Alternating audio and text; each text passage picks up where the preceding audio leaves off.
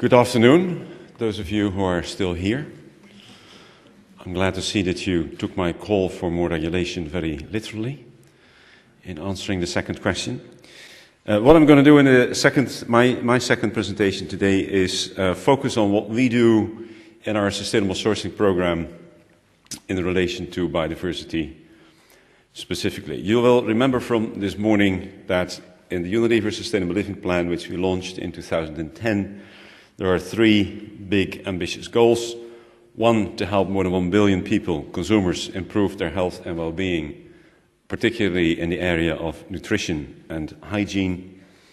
Halve the environmental footprint of our products across the entire supply chain, and that includes 100% sustainable sourcing of renewable raw materials, and I will focus on that in a minute.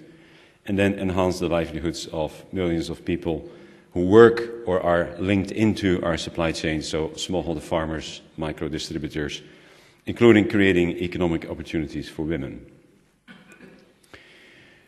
The Sustainable Sourcing Program is one of the 9 pillars of the Sustainable Living Plan, and it contributes to quite a number of the other pillars. So one other pillar is halve the carbon footprint of Unilever supply chains.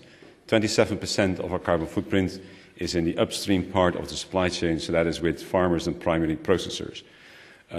We have a similar commitment on halving our water footprint, and we have a commitment on, as I said, smallholder farmers. And so within procurement, we identify sustainable agriculture, eliminate deforestation, and enhancing livelihoods as the 3 main targets that we contribute to through our sustainable sourcing program. How does that work? Our sustainable sourcing program, we have looked at the entire raw material portfolio of Unilever, and it just so happens, this is coincidence, that about half of our raw materials are from renewable sources and half are from non-renewable sources. The non-renewable ones, you should think about industrial minerals, sodium phosphate, calcium carbonate, stuff that is used in fillers in detergent powder formulations. A lot of that is packaging, metal for tins, glass for jars, plastic for pouches, etc., etc. The non-renewable part is altogether about 7 million tons, and so is therefore the non-renewable part. And in the renewable part, we have identified the 10 largest raw material groups, which is palm oil, paper and board, soybean oil, sugar, and a couple of others. The problem, the complexity is, of course, that we do not buy 1.6 million tons of palm oil. We buy palm oil in about 200, 250 different specifications. And only a very small part of that is straight palm oil as such. A lot of it is hard stock for spreads. Even more is palm oil derived fatty alcohols that are used in soap bars. 400,000 tons in India alone. So in every raw material group, we have to deal with a lot of different specifications and a lot of different suppliers. And so we had to develop a way to manage this whole program.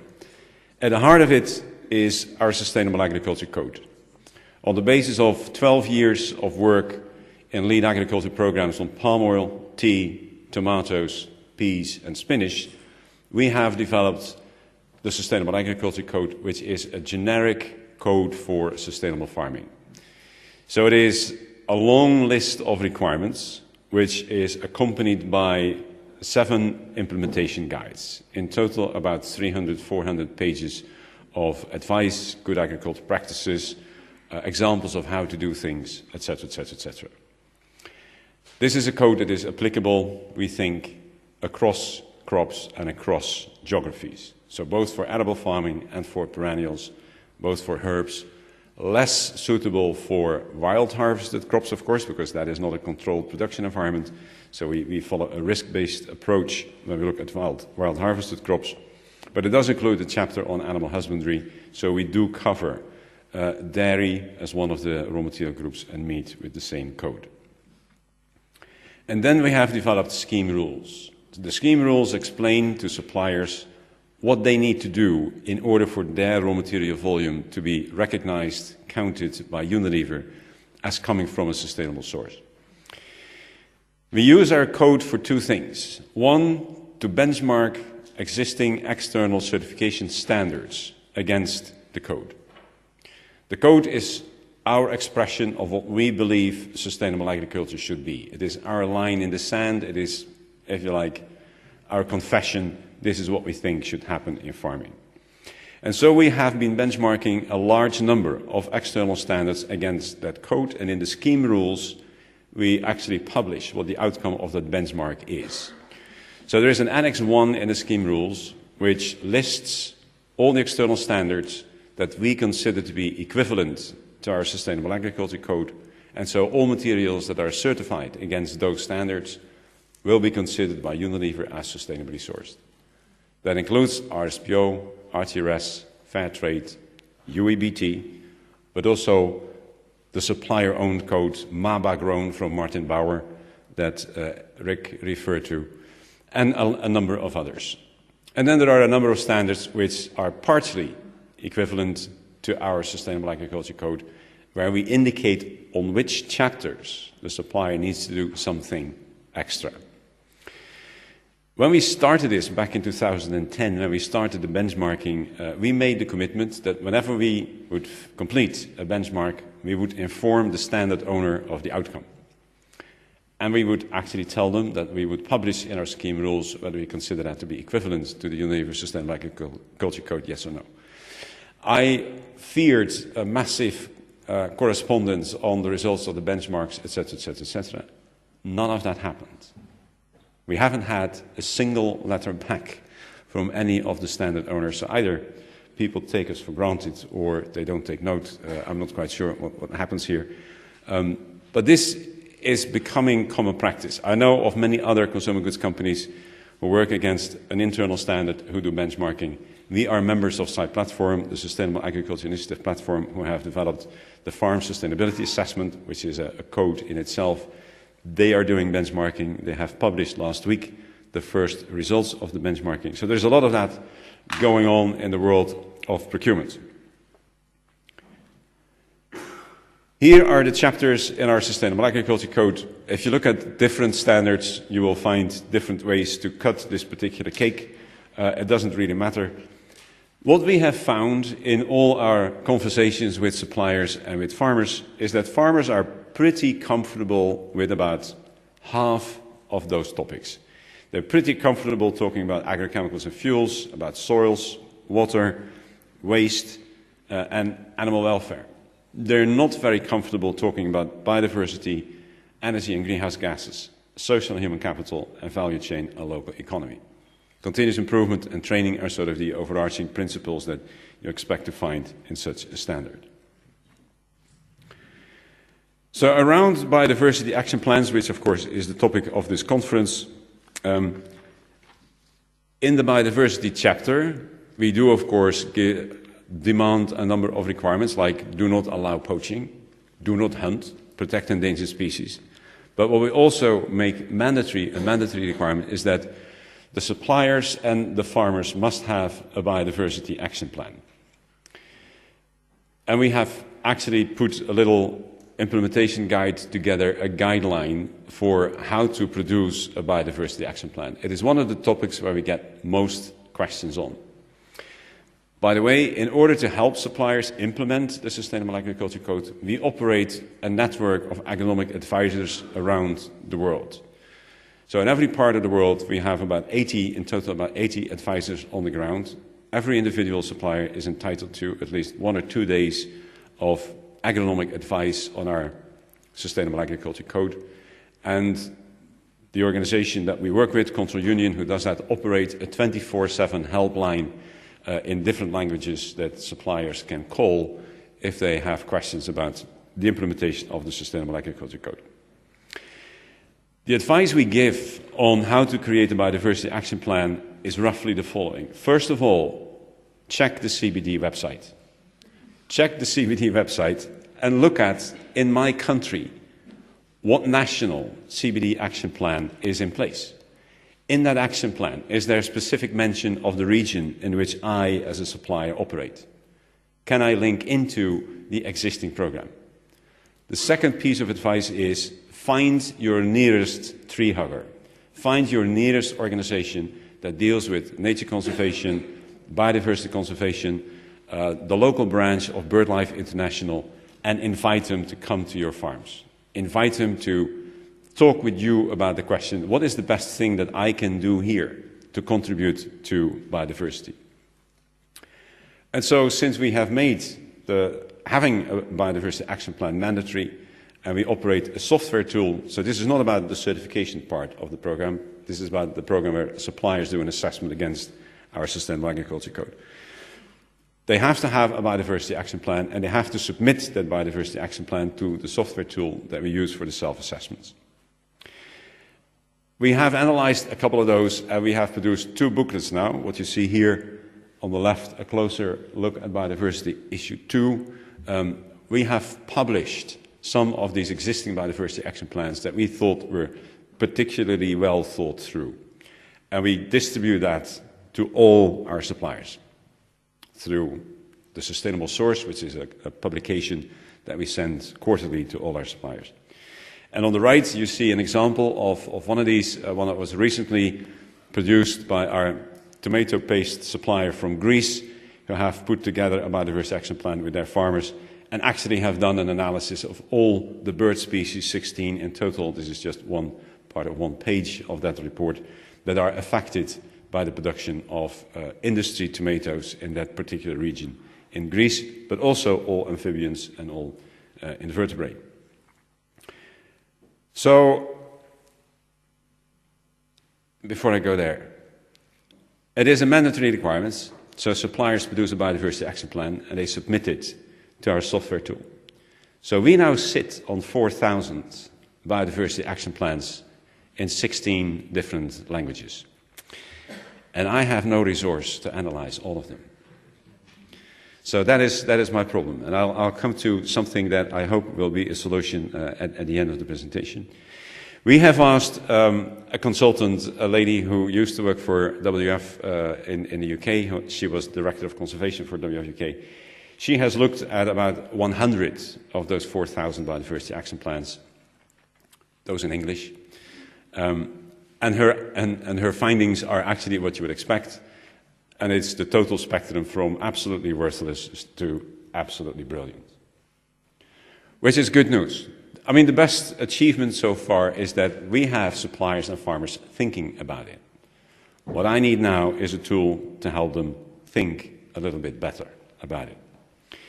One of the things I want to mention here is Knorr is our largest brand in Unilever. It's about 6 billion euro in sales globally, and it's meal ingredients by and large.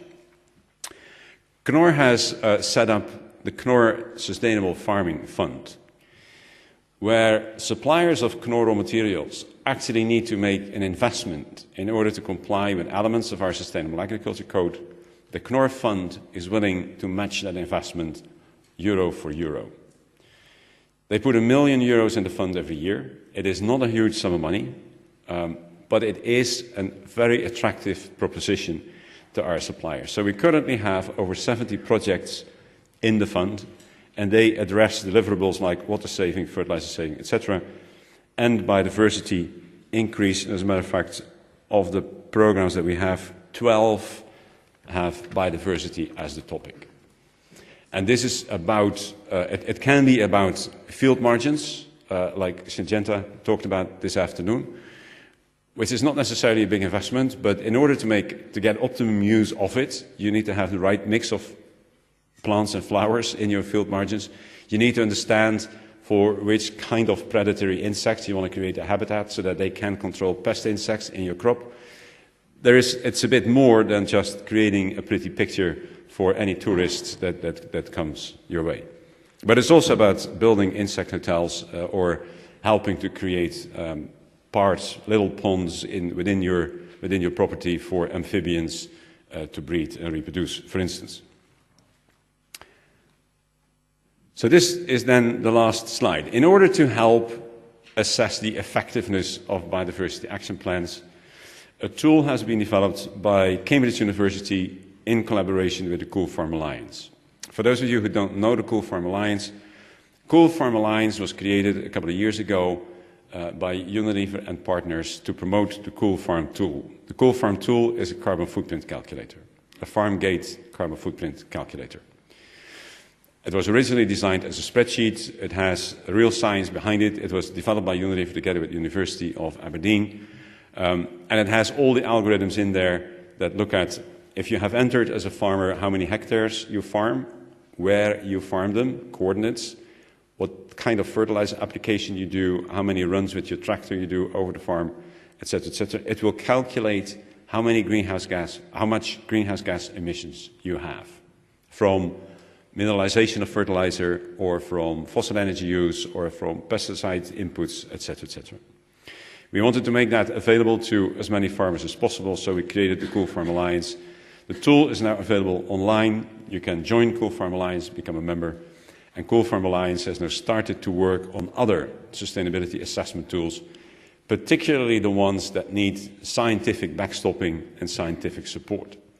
So around the Cool Farm Alliance, we are building an innovation hub where at the moment the universities of Cambridge, Aberdeen, Oxford, Reading University in the UK, Potsdam Institute in Germany, and University of Wageningen in the Netherlands are creating a collaborative space where science can be brought together around sustainability assessment tools. One of the tools that is now available in beta version for testing is this one. It is called a CFT Bio, and it is basically a questionnaire. A questionnaire based on a review of literature that Cambridge University has done on 6,000 peer-reviewed publications in Northwest Europe on the effectiveness of biodiversity interventions. Anything from creating conservation areas to organizing towed crossings in the UK, and everything in between. And for every one of those publications, they have assessed whether they have defined the intervention, and they have assessed, on the basis of the peer-reviewed evidence that was provided in the articles, whether the intervention was considered to be very successful, neutral, or counterproductive. That evidence is in a database behind this questionnaire. So in the questionnaire, you have a combination of things around farm attributes. Do you have hedgerows? Do you have a pond? Do you have riparian strips, etc., etc.? So it is a combination of what was called the Gaia yardstick that was developed by the Dutch Center for Agriculture, for Farming and Environment, and the evidence-based, I'm out of time, the evidence-based that Cambridge University put together. So you take your biodiversity action plan, you answer the questions, and the tool will give you a score. The tool will tell you whether your biodiversity action plan is spot on, fit for purpose, or not. What it doesn't do yet is tell you whether biodiversity is actually improving. So I'll use the last 30 seconds for this call. There are a lot of databases in the world. There is a lot of monitoring that happens around farms and around conservation areas. Several attempts have been made to create repositories on the internet of the status of conservation programs, etc., etc. They all have gone either bankrupt or belly up or petered out. We really need to find ways to make much better use of the data that is out there that already exists, including, for instance, the information that the European Commission holds on the truthfulness and the accuracy of farmers that work within the cross-compliance program within the CAP, and particularly within the greener measures program of the CAP. Are those guys really doing what they say they're doing, and do they deserve the subsidy that we pay them? Thank you.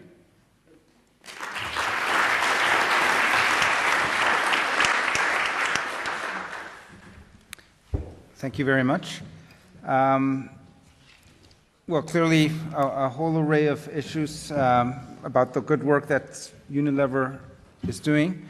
I'll very quickly go and see if there's any specific questions from the floor with regards to this presentation. Okay, good. Thank you. First, the lady in the... And if I can just ask if you can introduce yourself. Oh, well, sorry. We'll start with... Yes. Hello. I just thought I'd say something because nobody's responding to your requests for questions. I have two questions. Well, one observation, which is it's taken us most of the day to get to the statement where we cannot manage what we cannot measure, and I think we ought to congratulate ourselves on managing to get through 6 hours without saying that.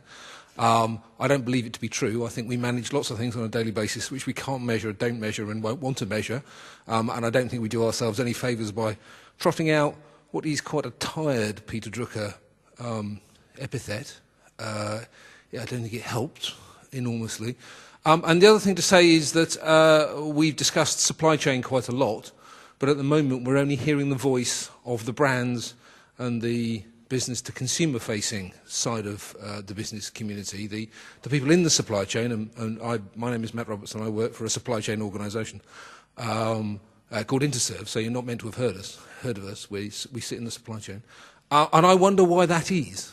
Why is it that my fellow business occupants in the supply chain don't either have a platform to speak from or wish to take any platform that is offered to them, and we are happy to just leave it to the brands and the brand owners to do the talking. I don't know if the panel's got a view on that.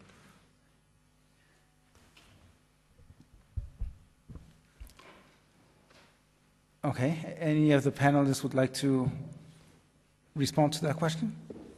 Where are the rest of the actors from the supply chain? Why aren't they here? Yes. I'm happy to say a couple of things, but not about who is on the panel and who is not. That's up to the organizing committee. On the point, you can only manage what you can measure. It sounds good as a paradigm. There's many consultants who will say that. The question is, what do we mean with measurement? How do I measure biodiversity? And I think that there is a world to gain there. I don't know how many people are familiar with the high conservation value assessment methodology with the 6 different types of conservation values and the detailed surveys of animal and plant life that you need to repeat every year. I can tell you that is not an effective measure. And unless we can come up with things that are simple and straightforward and repeatable, business is not going to spend enormous amounts of money on all these kind of things. Nor are we going to spend enormous amounts of money, on life cycle costing. Or on the valuation of externalities. I mean, we have a mechanism to put a price on externalities, and it's called tax. Yeah, we've been doing that for ages. If greenhouse gas emissions are bad, and if greenhouse gas emissions create climate change, and if greenhouse gas emissions particularly come from fossil fuels, then what should we do? Discuss endlessly first, second, and third generation biofuels? No, we should tax the use of fossil fuels. It's not complicated, I think. So when it comes to measurement, I absolutely agree that this is certainly true in industry. Unless we can measure something, it is extremely difficult to give anybody in the organization a certain target to achieve. Because that is the difference. If you take this into the business domain, if we set a target for ourselves, then this will end up as individual targets of people in the organization. And they will do everything in their power to get there. Whether it's sustainable sourcing or improving biodiversity. We can turn that into a target for a company like Unilever. But then we need a KPI. We need something that a line manager can understand. At the end of the year, you'll be at 7. If you're at 6, no bonus. That's the mechanism. Our conservation value assessment does not help me do that. Okay, there was another question here. Yeah, Marion Hammer from Global Nature Fund. We did a German initiative to look at standards of the food industry and what is their relevance for biodiversity protection. And many of the standards, or not most, but many of them have the requirement to have a conservation plan or biodiversity action plan, but most of them, maybe none of them, is looking at what what is the content of this biodiversity action plan? Is it a good one? Is it a useful one? Etc. etc. We were also in contact with the coordinators of the Sustainable Agricultural Code, and they responded very well. And I'm happy to listen that you are now analyzing, even knowing the lack of resources, but that you are analyzing the biodiversity action plans which you are requiring. And my question is, there are many other standards like Global Gap, QS, etc., which have the same requirements. What is your impression when SRE, when will they also come up with more efficient biodiversity criteria? It's a good question. So thank you. We do rely for about 60% of our raw material portfolio on external certification to run our sustainable sourcing program. And currently, none of the external standards can give us any quantifiable information on anything, really. Organic standards do not produce an annual report on the state of biodiversity and the region where organic farms are located. Fair trade does not produce an annual report on poverty reduction amongst fair trade certified farmers. And so in the world of standards, ICIL members, etc., there's a big debate now about how do we move from impact assessments on the basis of implementation projects to get farmers certified against the standard to something that we can call sustainability metrics, which would be an annual report to indicate, for my certified supply base, whether I'm Rainforest Alliance or Global Gap, for my certified supply base, those are the key performance indicators that we track and follow. Which, if you want to do this across millions of farmers, because when we talk about certified farmers, we're talking about millions in the meantime, they have to be simple. And then the problem again is, how do you quantify changes in biodiversity in a simple way? And I don't have an answer to that. My feeling is, and I was talking with a couple of people, that Earth observation technologies are currently really picking up on the issue. There are a couple of tools on the web that you can use. LEFT is one that you may have heard of, Local Environmental Footprint Tool, which is operated by Oxford University. And so we're looking at satellite programs in the EU, in Brazil, in the United States that might eventually give the answer. But then, of course, not at farm level, but that will probably be at a regional level. But again, it's the academic world that will have to come up with an answer of how we can translate remote sensing technology into a biodiversity value for a region. But biodiversity is particularly challenging, even more so, I would say, than livelihoods. Okay, thank you. I'm gonna ask the organizers to show the answers to the last question before. So, how do you see the main responsibility for enhancing business commitments? Okay, how do you see who has the main? Okay, well, that's good. That's basically justifies why we're here. So I'm glad to see that there is such a big enthusiasm about business commitment to biodiversity. And with that, I'll ask our last speaker,